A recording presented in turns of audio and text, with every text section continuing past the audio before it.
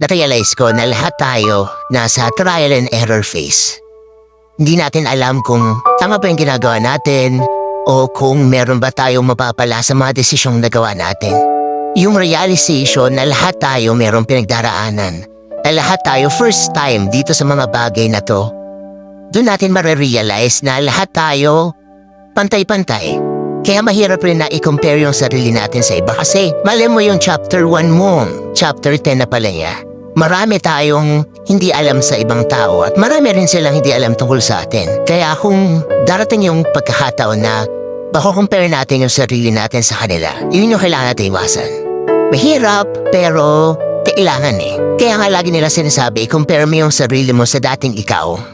Kasi dun mo makikita kung nag-improve ka ba, kung meron ba nangyari na maganda sa buhay mo, yung realization na lahat tayo may pinagdaraanan. Doon tayo nagiging pantay-pantay. Lahat tayo may hinaharap.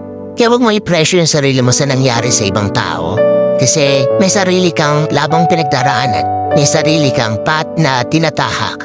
At meron kang patutunguhan na ikaw lang talaga yung kailangan magdesisyon para puntahan yon, para makamit yon.